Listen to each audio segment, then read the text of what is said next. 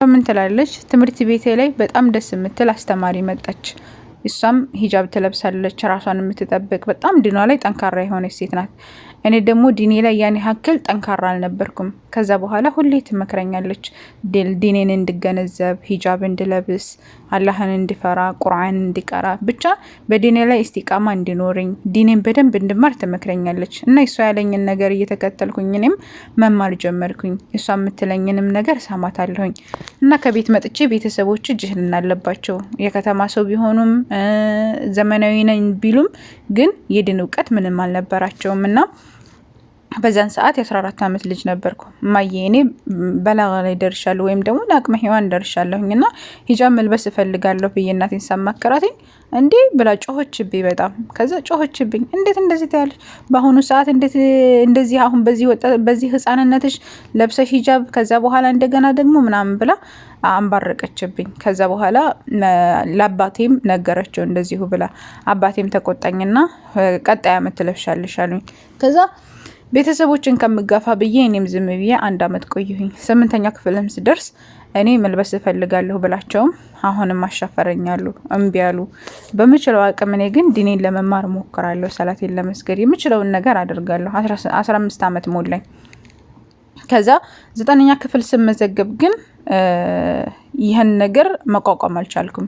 መልበስ እፈልጋለሁ ስላቸው አሁንም ገና ወጣት ነሽ፣ ገና ህፃን ነሽ፣ ገና እንደዚህ ነሽ እያሉ ኡዝር በሚያበዙብኝ ጊዜ ከዛ እንግዳውስ እኔም ትምህርት አልማርም ብዬ እምቢ አልኳቸው። ከዛ በኋላ እምቢ ስላቸው እናቴ እኔን መቆጣት ጀመረች። እንደዚህ ታያለሽ፣ እድሜ ልካችንን እየከፈልን አስተምረነሽ እንደዚህ አድርገንልሽ ምናምን እያሉ እኔም መቆጣት ጀመሩ። ከዛም አልፈው ተርፈው አልማርም ስል ለአባቴ ነገረችው። አባቴ ደግሞ መማታት ጀመረ። ከዛ አባቴ የማይሆን አመታት መታኝ፣ ደበደበኝ። ከዛ እኔም ታመሜ ተኛሁኝ። ከዛ እኔ ምንድነው ማድረግ የፈለኩትኝ ሂጃብ እንድለብሱ እንድፈቅድ ሳለው እንደገና እንደሚወደኝም አውቃለሁ። ጅልና ሳላለባቸው እንጂ እንደሚወደኝም አውቃለሁኝ። አባቴም ትፈራለች ብሎ ነበረ እንደዛ መቶን ያበረታብኝ። ከዛ መጨረሻ ምን አደረኩኝ? ምግብ አልበላም አልኳቸው አለች። ግን በዛ መካከል ምን አደርጋለሁ? ዱዓ አደርጋለሁ። በቃ ሁሌ ዱዓ አደርጋለሁ። ያ ረቢ አንተ ድረስልኝ፣ ያ ረቢ ነገራቶችን አስተካክልልኝ እያልኩኝ በምችለው አቅም ዱዓ አደርጋለሁኝ። በቃ ሌሊት እየተነሳሁ ዱዓ አደርጋለሁ፣ ሰግዳለሁ። ቤተሰቦችን ሂዳያ እንዲሰጣቸው አላህ ሱብሃነሁ ወተዓላ ዱዓ አደርገ ነበር አለች።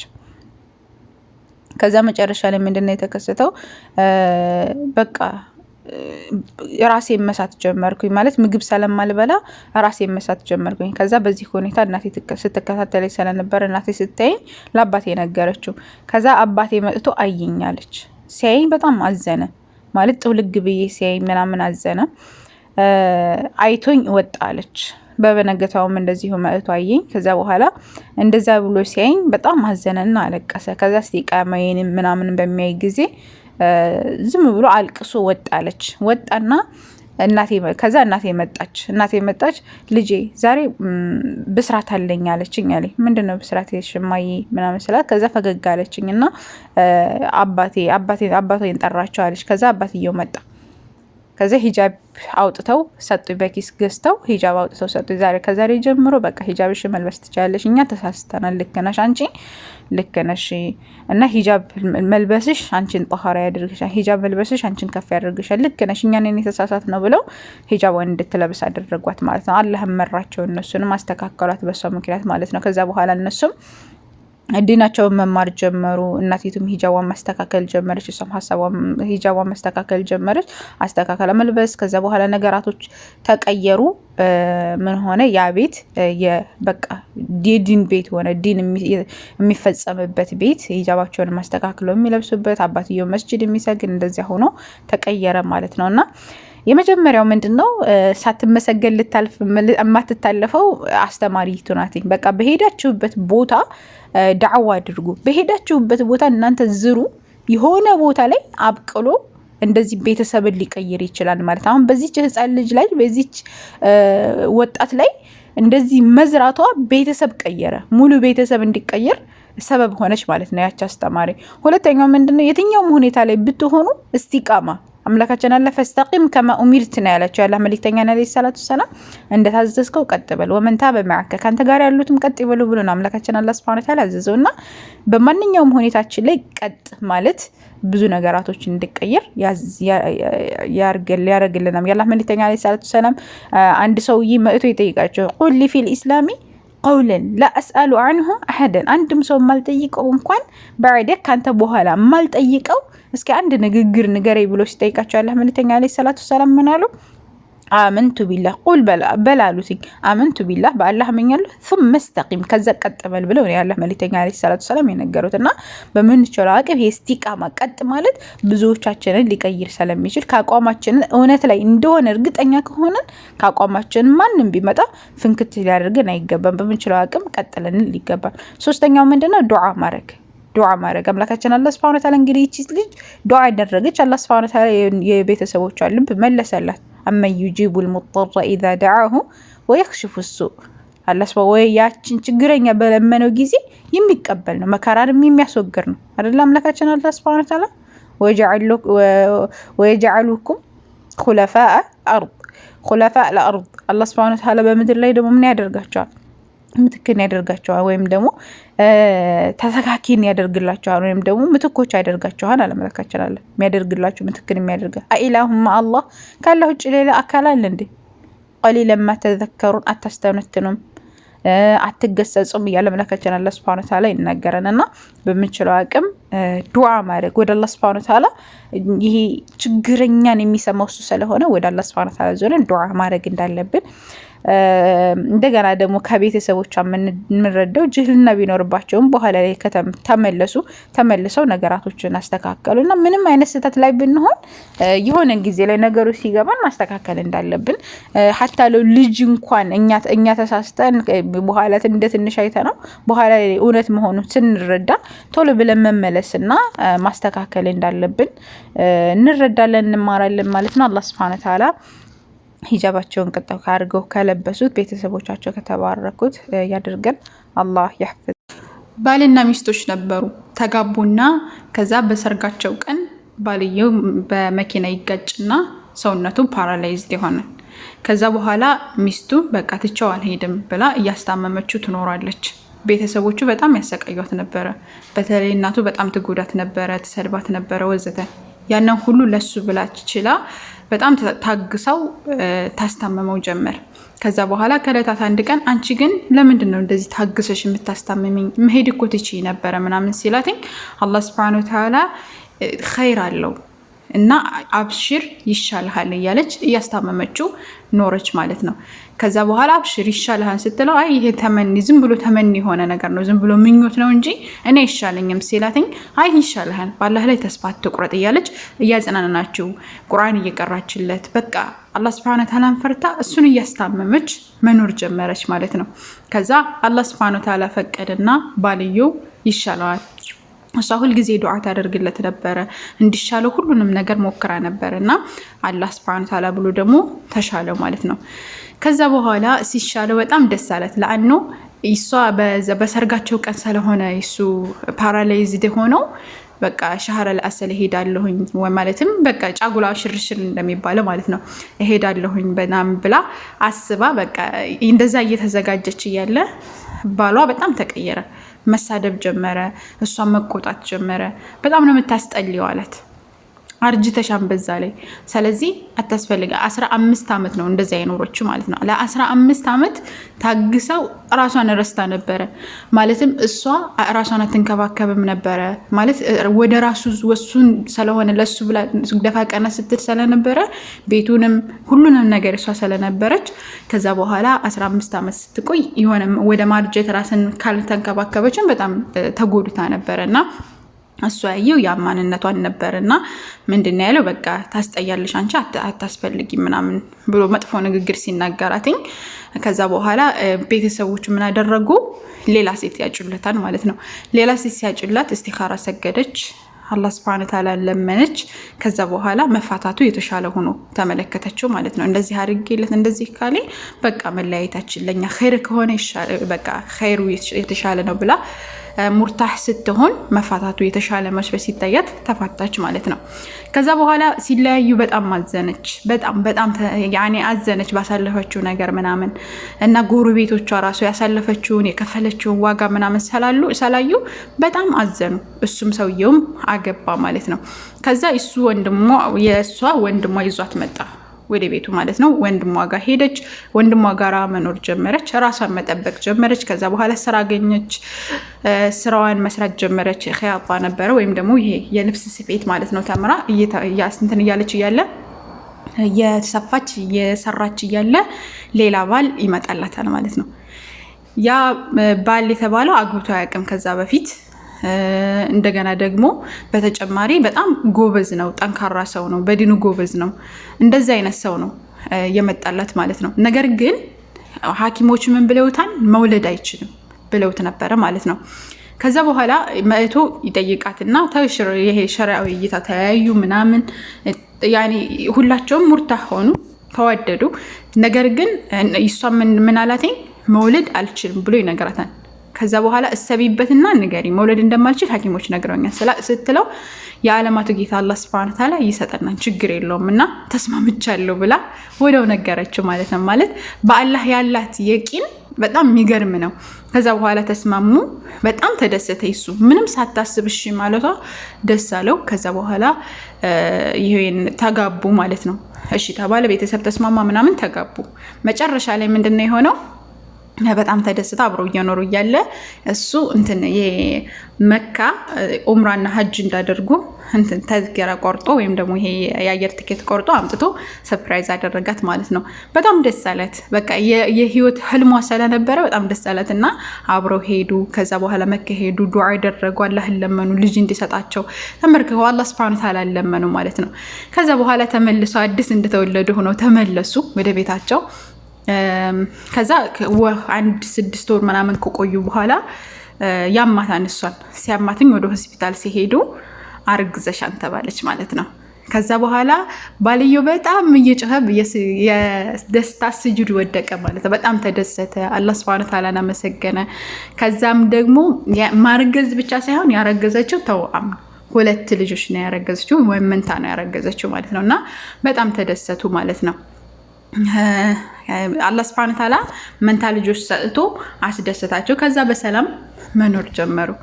እዚህ ላይ ምንድነው የምታዩት? በቃ አንዳንድ ጊዜ በመከራ በችግር በተለያዩ ነገራቶች ስታልፉ ወይም ደግሞ ያ መከራ ሲመጣባችሁ ምንም የማያልፍ ይመስላችኋል። ተጭኗችሁ ስታዩት ምንም የማያልፍ ይመስላችኋል። ግን አላህ ሱብሓነሁ ወተዓላ ፈኢነ መዐል ዑስሪ ዩስራ ብሏል። ከችግር ጋር ምቾት አለ። ኢነ መዐል ዑስሪ ዩስራ፣ ከችግር ጋር በእርግጥም ምቾት አለ ብሎ አምላካችን አላህ ሱብሓነሁ ወተዓላ ይናገራል። እና ከችግር ጋር ምቾት አለ፣ ከችግር በኋላ ምቾት አለ። ያኔ አላህ ሱብሓነሁ ወተዓላ ነው ይሄን ያለው። ስለዚህ እነዚህ ሰዎች አላህን አመሰገኑ። አላሁመ ለከል ሐምድ ሐታ ተርዳ ወለከል ሐምዱ ሐታ ረضይት ወለከል ሐምዱ በዕደ ሪዳ ብለው አላህ ሱብሓነሁ ወተዓላን አመሰገኑ ማለት ነው። አላህ ሱብሓነሁ ወተዓላ ወኢዝ ተአዘነ ረቡኩም ለኢን ሸከርቱም ካመሰገናችሁ ለአዚደነኩም እጨምረላችኋለሁ፣ ወለኢን ከፈርቱም ከካዳችሁ ግን ኢነ ዐዛቢ ለሸዲድ ቅጣቴ በጣም ብርቱ ነው ብሏል። ይቺ ሴት አላህ ሱብሓነሁ ወተዓላ በሰጣት ነገር ያኔ ራዲያ ነበረች፣ ደስተኛ ነበረች። ያኔ አላህ የቀደረውልኝ ነገር ነው የሚሆነው ብላ አምና ስለነበረ ህይወቷ እንደገና በስተመጨረሻ ያማረ የሰመረ የተስተካከለ ሆነላት ማለት ነው። እና አላህ ላይ ያለን እምነት የቂን የሚባለው ነገር ጠንካራ እንድንሆን ያደርገናል። እና አላህ አንድ ህፃን ልጅ ይወለዳል። ሲወለድ ግን አይኑ ማየት አይችልም ነበረ። ለእናት ዶክተሮቹ ይነግሯታል፣ ልጅሽ ማየት አይችልም ሲሏትኝ በጣም ደነገጠች። እና ምን ማድረግ እችላለሁኝ? ልጅ እንደዚህ እንደሆነብኝ አልፈልግም ምናምን ስትላቸው አይን ከተገኘ አይን መተካት ይቻላል፣ በአንድ አይኑ ቦታ ሌላ አይን መተካት ይቻላል ምናምን ሲሏትኝ በቃ የኔን አይን ሰጠዋለሁ አላት። ከዛ በኋላ ትንሽ ጠንከር ሲል የእሷን አይን አውጥተው ያደርጉላታል ማለት ነው ለህፃኑ ልጅ ይህንን ካደረጉለት በኋላ አደገ። ቆንጆ አድርጋ አሳደገችው በተርቢያ አላህ እንዲፈራ አድርጋ የምችለውን ያክል አድርጋ አሳደገችው ማለት ነው። ከዛ አጋባችው ወይም ጥሩ ልጅ የሚባለውን አጋባችው።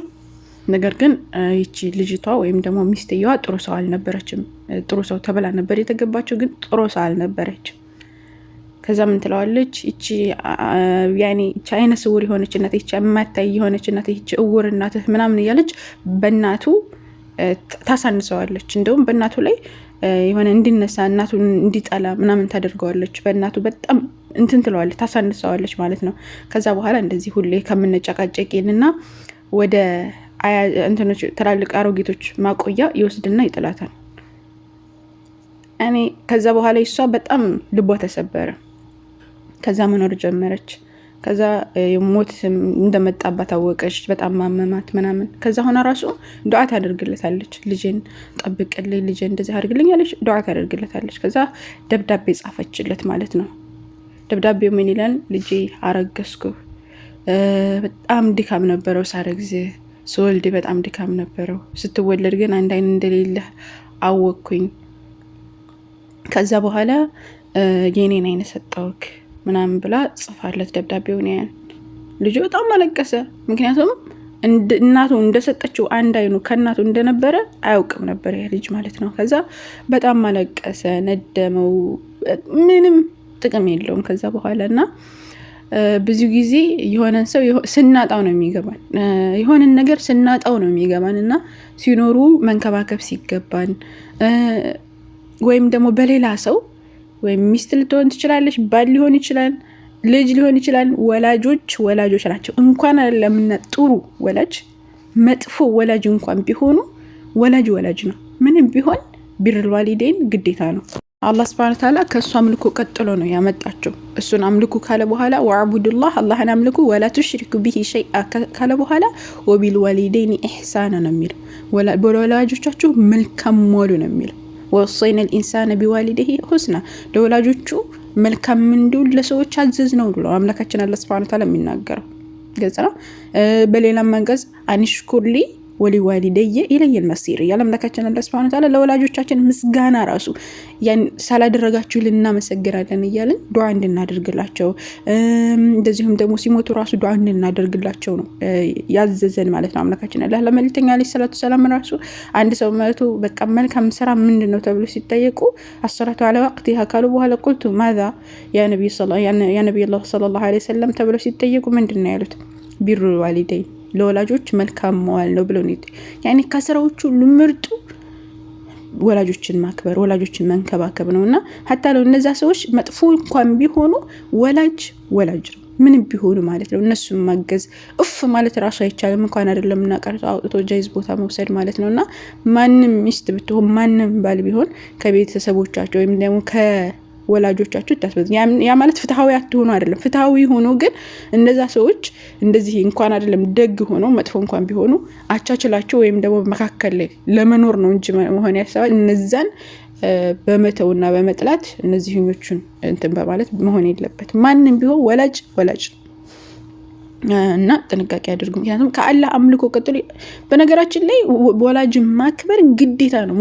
ሱና ግዴታ ነው። طيب እነሱን ካልተንከባከበን እነሱን ያኒ አላህ Subhanahu Wa Ta'ala ባዝዝን መልኩ እነሱን እንትን ካልታዘዝን ወንጀለኛ ነው የምንሆነው። ልክ ሰላት እንደማንሰግደው ጾም እንደማንጾመው ልክ እንደዚህ ወንጀለኛ ነው የምንሆነው። طيب አንድ ሰው ጾም ተብሏል።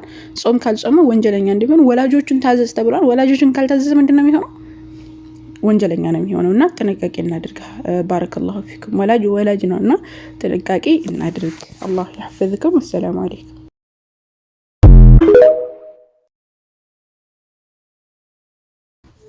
አንዱ ምን ይላል? እኔ ዲን የለኝም፣ ያን ያክል እውቀትም የለኝም፣ እንደዚሁም ደግሞ ሰላትን ያን ያክል አልሰግድም ነበረ። ዝም ብሎ አልፎ ሲሰግዱ ያለሁኝ አለቀ። ከዛ ውጭ ምንም የማውቀው ነገር የለኝም ነበረ። ነገር ግን እኔ አንዲት ሙልተዚም የሆነች አላህ Subhanahu Wa Ta'ala የምትፈራ ሴት ማግባት ፈለኩኝና አገባሁኝ። ታገባ በኋላ በቃ 1 ወር 2 ወር እንደዚህ ሳይት ለሊት እኔ ከተኛው በኋላ ለሊት እየተነሳች ትሰግዳለች ማለት ነው ምናምን ብዬ ዝም ብዬ እየተኛለሁና አንድ ጊዜ ሽንት ቤት መጠቀም ፈለኩኝና አጋጣሚ ሆኖ ተነሳሁኝ። ስነሳ ሚስቴ አላየችኝም። ስነሳ እኔ እንደተነሳው ምን እንዳደረኩ ምንም አላየችኝም ነበርና ሰልፍ ዱዓ እያደረገች ነው። ዱዓ ምንድነው? አላህ ሆይ እንደ ባሌን አላህ ወይ ሂዳያ ስጥልኝ። የዱንያ የአኺራም ባሌ ነው ሀቢቢ ነው ያኒ ይሱ የህይወት አጋሪ ነው። እባክህ ምራልኝ፣ ወደ ቀኑ መንገድ ምራልኝ፣ ልቡን አስተካክልልኝ፣ ጥሩ አድርግልኝ፣ ወደ አንተ ምራልኝ፣ አንተ ጥሩ ያኔ እውቀትን ስጠው፣ አንተን የሚገዛበትን ቅዋ ስጠው፣ ሂዳያ ስጠው እያለች ብቻ ዱዓ ታደርጋለች። ከዛ እሱ ይሰማታል። እሱ እንደሰማት እሱ አታውቅም፣ ግን እሱ ቁሙ አዳመጣትና ልቡ ተነካ። ከዛ በኋላ ወደ ኋላ ተመለሰና ውዱእ አደረገ ምናምን። ከዛ መጣና አሰግጅኝ አላት። ምንድነው ድንግጥ አለች። ስታየው ደነገጠች። ምን ነሽ ነው ምናምን ስትለው አይ አንቺ ጋር መስገድ ፈልጌ ነው አላት። እሺ በቃ ተቀደምና አሰግደኝ አለችው። ከዛ በኋላ አይ አንቺ አሰግጅኝ አላት። አይ አንቺ ነሽ የምታሰግጅኝ፣ ከኔ ተሻለሽ ኢማም መሆን ያለብሽ አንቺ ነሽ አላት። እሱ እውቀት ስለሌለው ያን ያህል ኢማም መሆን ያለብሽ አንቺ ነሽ። አይ ወንድ ነው እንጂ ኢማም የሚሆነው ሴት አትሆንም ምናምን ስትለው አይ ኢማም መሆን ያለብሽ አንቺ ነሽ ምናምን ብሎ ተከራከሩ ማለት ነው። ከዛ በኋላ በቃ አንተም ለብቻ እኔም ለብቻ ያድርገን እንስገዳለችው እና ለየብቻቸው ሰገዱ። ከዛ በኋላ እሱም ጣሊበል ዐልም በቃ እውቀትን የሚፈልግ ከዛ በኋላ ደግሞ ወደ አላህ ሱብሓነሁ ወተዓላ የሚጣራ ዳዒ የሆነ ማለት ነው። እና የአላህ መልእክተኛ አለይሂ ሰላቱ ሰላም ምን ይላሉ? መርአቱም አንዲት ሴት ልትገባ ትችላለች ለአራት ነገራቶች። የመጀመሪያው ሊማሊሃ ለገንዘቧ ልትገባ ትችላለች። ሁለተኛው ወሊ ሐሴቢሃ ወይም ደግሞ ለዘሯ ልትገባ ትችላለች። ሶስተኛው ወሊ ጀማሊሃ ለቁንጅናዋ ልትገባ ትችላለች። አራተኛው ግን ወሊዲኒሃ ለዲኗ ልትገባ ትችላለች። ከዛ መጨረሻ ያለ መልእክተኛ ምን አለው? ፈስበር ቢዛቲ ዲን ነገር ግን ዲን ያላት ምረጥ ተሪበት ሄዳ ካለዛ እጅሃ መዳፋሽ ይሆናል አሉ ያለ መልእክተኛ ሰለላሁ ዐለይሂ ወሰለም ቡኻሪና ሙስሊም በዘገቡት ሐዲስ ላይ። እና ሷሊህ የሆነ ሴት መምረጥ ሴትም ደግሞ ሷሊህ የሆነ ወንድ መምረጥ የዚህን ያክል አላህ ራሱ ሂዳያ እንዲሰጠው ዱዓ። እስቲ ሰውየው ምን ይላል? እናቴ እንኳን እንደዚህ አይነት ዱዓ አላደረገች፣ እንደዚህ አይነት ዱዓ ስታደርግልኝ እናቴን እንኳን ሰምቻት አላቅም፣ እንኳን ሚስቴ እንደዚህ አይነት ዱዓ ታደርግልኛል ብሎ ልቡ ተነካና ተመለሰ ማለት ነው። ወደ አላህ Subhanahu Wa Ta'ala እንድትመለሱ ራሱ መንገድ ሆኗቸዋል ማለት ነው። አድን ያለውን መምረጥ። ገንዘብ የሆነ ጊዜ ላይ ይጠፋን፣ መልክም የሆነ ጊዜ ላይ ይጠፋን፣ ዘርም በቃ የሆነ ጊዜ ላይ ይረሳን። እስቲ ግን አብሯችሁ የሚኖረው ምንድነው? አኽላቅ ዲን፣ አላህ መፍራት ምናምን የሚባለው ነገር ስለሆነ አብሯችሁ የሚሄደው አኽላቅ ያለውና ዲን ያለውን አላህ Subhanahu Wa Ta'ala የሚፈራውን ሴትም ብትሆን ወንድ እንደዛ አይነት መምረጥ የተሻለና የተመረጠ ይሆናል ማለት ነው። አላህ Subhanahu Wa Ta'ala መልካሞች አድርገን አላህ ያህፈዝ። አንድ ህፃን ልጅ ነበረና ሰላተል ጀማዓ አያመልጠውም። ሁሉ ጊዜ አወል ሰፍ እየሄደ ነው የሚቆመው። ነገር ግን ይሄ ህፃን ልጅ አንድ ችግር ነበረበት። ምንድነው ችግሩ? ኢማሙ ወለዷሊን በሚል ሰዓት ህፃኑ በጣም ጮህ ብሎ አሚን ይላል። ከዛ ይህንን እየደጋገመ ነው የሚለው። ከለታት አንድ ቀን ታዲያ ኢማሙ ሰለቸው ማለት እንትኑ ሰጋጁን እየረበሸ ነው ምናምን ብሎ ሊያናግረው ፈለገና ከዛ በኋላ ልጅ ለምንድነው እንደዚህ የምትጮኸው? ሰጋጁን እየረበሽክ እኮ ነው፣ ለምንድነው ብሎ ይጠይቀዋል። ሲጠይቀው ኢማሙ ህፃኑ ልጅ በጣም ስቅስቅ ብሎ አለቀሰ። ያ ኢማም አባቴ ከዚህ ከመስጂድ ጎን ነው ቤታችን እዚህ ነው፣ ነገር ግን አባቴ አይሰግድም እና የኔን ድምጽ ሰምቶ ተአثር ያኔ ልቡ ተነክቶ እንዲመጣ ፈልጌ ነው እንደዚህ የማደርገው አለው። ከዛ ኢማሙ እጁ ተንቀጠቀጠ፣ በጣም አለቀሰ እና በነገታው አባቱ ጋር ሄደና ልጁ ያደረገውን ነገር ይነግረዋል። ከዛ አባትየውን በጣም አለቀሰ። ልጅየው እንደዚህ በማድረጉ እኔን በጣም በቃ ተውበት አደረገው ወደ አላህ Subhanahu Wa Ta'ala። እና ሱብሃንአላህ ሰላት የምትባለውን ነገር ቅማዋን ያኒ በዚህ ህፃን ልጅ አላህ Subhanahu Wa Ta'ala ዳዕዋ እንዲደረግለት አደረገ ማለት ነው። ለዚህ አባት አላህ Subhanahu Wa Ta'ala ሂዳያ ሰጠው። ሰላት አምላካችን አላህ Subhanahu Wa Ta'ala ሰላትን ስገዱ አይደለም ያለው፣ ሰላትን አቋቁሙ ነው ያለው። ቀጥ አድርጋችሁ ስገዱ ማለት ነው። አምላካችን አላህ Subhanahu Wa Ta'ala በጣም ብዙ ቦታዎች ላይ ፈአቂሚስ ሰላት ነው የሚለው፣ ሰላትን አቋቁሙ ግጽና ሰላትን አቋቁሙ ቀጥ አድርጋችሁ ስገዱ የሚለው አምላካችን አላህ Subhanahu Wa Ta'ala። ሰላትን ማንሰግድ ከሆነ የሸይጣን መጫወቻ ነው የምንሆነው። ሸይጣን እንደፈለገ እንዲጫወትብን፣ ሸይጣን ያኒ የሸይጣን መጫወቻ መሆን እንፈልጋለን እንዴ? አንፈልግም። አንድ ሰው ሰላት የሚሰግድ ከሆነ ግን ወአቂሚስ ሰላት አለምላካችን ሰላትን ቀጥ አድርጋችሁ ስገዱ አቋቁሙ። ኢነ ሰላተ ሰላት እኮ ተነሃ አኒል ፋሂሻኢ ወልሙንከር ከመጥፎ ነገራቶች በአጠቃላይ ትከለከላለች። ይዘና ስለዚህ በምንችለው አቅም ሰላታችንን ልንሰግድ ይገባል። አንድ ሰው ፈላህ የሚያገኘው ነፃ የሚወጣው ራሱ قد أفلح المؤمنون አለምላካችን አለ ሙእመናን በርግጡ ነፃ ወጡ ፍላጎታቸው አገኙ ካለ በኋላ الذين هم في صلاتهم خاشعون እነዛ በሰላታቸው ላይ ኹሹዕ አድርገው አላህ Subhanahu Wa Ta'ala ተናንሰው የሚሰግዱ ናቸው አለምላካችን አላህ Subhanahu Wa Ta'ala ሱረቱል ሙእሚኑን ቁጥር 2 ላይ ኡላኢከ ሁሙል ዋሪሱን እነዛ ናቸው የሚወርሱት አለ الذين يرثون الفردوس هم فيها خالدون እነርሱ በውስጥ አዘውታሪዎች ሆነው ፍርዶስን የሚወርሱት እነሱ ናቸው አለ አምላካችን አላህ Subhanahu Wa Ta'ala ማለት ነውና ፈላህ ለመውጣት ራሱ ሰላት ግዴታ ነው ሰላታችንን መስገድ አለብን ሰላት አህም ሸይ ያኒ ቅድሚያ ልንሰጠው የሚገባው ሰላት ነው ሰላታችን ከተስተካከለ ሁሉ ነገራችን ይስተካከለ ሰላታችን ከተበላሸ ግን አለቀ እንኳን አይደለምና የማይሰግድን እኮ አላህ Subhanahu Wa Ta'ala የሚሰግዱትን እኮ ራሱ ፈዊሉል ሙሰሊን ብላቸዋል ለምን እየሰገዱ ከሰላታቸው ላይ ሳሁን የሆኑት ወይም ደግሞ የሚዘናጉ የሆኑትን ማለት ነው ፈዊሉ للمصلين الذين هم في صلاتهم ሳሁን እነዛ ለሰጋጆች ወዩላቸው ካለ በኋላ الذين هم እነዛ عن صلاتهم ከሰላታቸው ሳሁን የሚዘናጉ ወቅቱን የሚያሳልፉ ከወቅቱ እየዘለሉ የሚሰግዱ እነዚህን ሰዎች ራሱ በዚህ ወይል የሚባል ጀሃነም ተዘጋጅቶላቸዋል ከተባለ ፈማባለኩም يعني የማይሰግድ ሰው ምንድነው የሚሆነው ነው ግልጽ ነው ስለዚህ ሰላታችንን ጠብቀን ልንሰግድ ይገባል አምላካችን አላህ Subhanahu Wa Ta'ala يعني الله سبحانه وتعالى ذكر يرسوتون سوج استهوذ عليهم الشيطان فأنساهم ذكر الله سبحانه وتعالى يعني الشيطان نسچاچون እንዲረሱ እንዳደረጋቸው ይነገራል ያላህን ذكر እንዲራ አላህን ማውሳት እንዲረሱ ማለት ነው ومن يعش عن ذكر الرحمن الرحمن ذكر دمو يعني يسون رسو من نور دمو نقيض له الشيطان يعني لسو انتني هونوال يعني ጓደኛ ይሆኑ فهو له قرين ሆኖ ለሱ يعني እንደፈለገ እንድጫወተበት ለሸይጣን በር እየከፈተ ነው فنسوا الله فانساهم انفسهم يعني الله سبحانه وتعالى نرሱ እነሱቻቸው እንድረሱ አደረጋቸው ኡላኢከ ሂዝቡ الشيطان አላመለከቸና እነዚህ ሰዎች የሸይጣን ህዝቦች ናቸው የሸይጣን ወዳጆች ናቸው አላ ان حزب الشيطان هم الخاسرون እነሱ ከሳሪዎች ናቸው አለ ያላህ Subhanahu Wa Ta'ala ህዝቦች ከተባለ ያላህ Subhanahu Wa Ta'ala ወዳጆች አላህን የሚወዱ ሰዎች ከተባለ ኡላኢከ ሂዝቡላህ አላ ኢነ ሂዝበላሂ ሁሙል ሙፍሊሁን እነሱ ናቸው ፈላህ የሚወጡት ነፃ የሚወጡት አምላካችን አላህ Subhanahu Wa Ta'ala እና ሰላታችንን አህም ሸይ يعني ከሁሉም ነገር በፊት ለሰላታችን يعني ቅድሚያ ልንሰጥ ይገባል ፈላህ ለመውጣት ከፈለገን ቅድሚያ ሰላታችን ከተበላሸ ሁሉ ነገራችን ስለሚበላሽ ማለት ነው ሰላት አህም ሸይ يعني እና አላህ Subhanahu Wa Ta'ala ሰላታችን አባትና ልጅ ነበሩና ይኖራሉ እንደዚህ በሆነ ቀሪያ ላይ ማለት ነውና አባትየው አትክልት እየቆፈረ እንደዚህ ምናምን ነው ልጁን የሚያስተዳድረው እንደዚሁም ደግሞ ሌሎችንም ከገጠር እያመጣ እየሸጠ እንደዚህ ነበር የሚያስተዳድረውና ከለታት አንድ ቀን አባትየው ታመመ ከዛ ይሞታል በሚሞት ጊዜ ልጁ አባቱ የሚሰራው ስራ መስራት አልቻለም አቃተው ሲያቀተው የተወሰኑ ነገራቶች አው ያባቱን ቅሬት ያዘና ወደ ከተማ ወጣ ማለት ነው ከዛ ከተማው ላይ እየሄደ ያለ የሆነ ሰው ቆሞ የሆነ እንትን ቃጭልን እያንኳኳ የንጉሱ ቀለበት የዚህ የቀሪያው ንጉስ ቀለበት ጠፍቷል እና ቀለበቱን ያገኘው ወረታውን ከፍላለሁኝ እያለ ንጉሱ ወረታውን ይከፍላል እና እንከፍላችኋለን ምናምን እያለ ይጮሃል ማለት ነው ከዛ ይሄ ወጣትም ምን አደረገ የዛን ንጉስ ቀለበት መፈለግ ጀመረ ከዛ እየፈለገው ብሎ መጨረሻ ላይ ያገኘዋል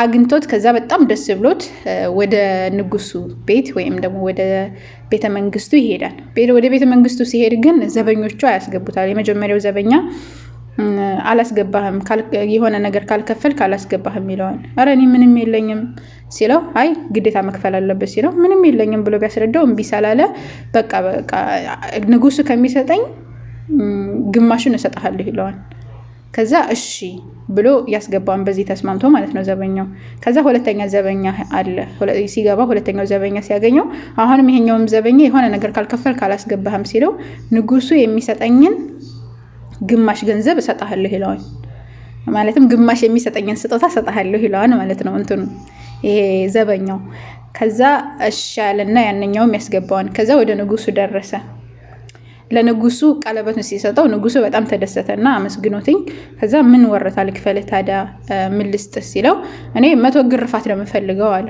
ከዛ እንዴ ይሄንን ሁሉ አድርገህልኝ ጥሩ ነገር ጠብቅ እንዴት ነው 100 ግርፋት የምትለኝ ሲለው አይ እኔ ለዘበኞቹ የንጉሱ የሚሰጠኝን ግማሽ ግማሽ አካፍላችኋለሁ ሳላልኳቸው እኔ 100 ግርፋት እፈልጋለሁ አለ። ከዛ ንጉሱ ዘበኞችን ጠራቸውና እንደዚህ ብሎ ቃል ገብቶላቸው ስለነበረ 50 ግርፋት ትገረፋላችሁ ብሎ ገረፋቸው ማለት ነው እንትኖችን ዘበኞችን። ከዛ ወጣቱ ሊሄድ ሲል አንተ ወጣት ይሄ አንተ የመረጥከው ምርጫ ነው፣ እኔ ግን በቃ ከኔ የሆነ ወረታ ከፍልሃለሁ ብሎ ብዙ ገንዘብ ሰጠው። ከዛ ወደ ሀገሩ ተመልሶ ቤቱን ሰርቶ አግብቶ መኖር ጀመረ ማለት ነው። እና ከዚህ ታሪክ ምን ተማራችሁ? እኔ 4 ትምህርቶችን ተምሬያለሁኝ። የመጀመሪያው ከአባቶቻችን ወይም ደግሞ ከእናቶቻችን ስራ መማር እንዳለብን። ምክንያቱም እናቶቻችን ወይም አባቶቻችን ትተውን በሚሄዱ ጊዜ ወይም ደግሞ ሞት በተለያዩ ነገር ሊሆን ይችላል፣ እኛ ቶሎ ብለን እንዳንወድቅ ስራ መማር እንዳለብን። ምክንያቱም እነሱ በሚሄዱ ጊዜ የእነሱን ስራ ተረክበን እኛ መስራት እንድንችል ስራ መማር ትልቅ ነገር እንደሆነ እንማራለን። ምክንያቱም ስራ ካለን በቃ አንወድቅም፣ አንንሸራተትም፣ በብዙ ነገራቶች እንጠቀማለን። ሌላው ምንድነው? ልጁ ሰነፍ ነው። ስንፍና በጣም መጥፎ ነገር ነው። ሰነፍ እንደሆነ ተምሬያለሁ። ከዛ ከሄደ በኋላ ዘበኞቹ ደግሞ ችግር አለባቸው። ዘበኞቹ ራሱ መጀመሪያ ሰውየው መጥቶ ሲጠይቃቸው ልጁ ገንዘብ መጠየቅ አልነበረባቸውም። ግን እነሱ እንደዛ ያደረጉ ብሎ ደግሞ እነሱ መጥፎ ስለሰሩ መጥፎ መመለስ አልነበረበትም። ሁለታቸውም ተሳስተዋል እንደኔ። ንጉሱ ግን ከሁሉም በላይ ቃሉን ጠብቋል። ንጉሱ ነው። ቃል መጠበቅ ትንሽ ራቅ ያለ ነገር ነውና ቃሉን መጠበቁ ንጉሱ በጣም ደስ ይላል። ከንጉሱ ደግሞ ቃልን መጠበቅ የገባነውን ቃል መጠበቅ እንዳለብን እንማራለን ማለት ነው። እኔ ይሄን ተምሬያለሁ።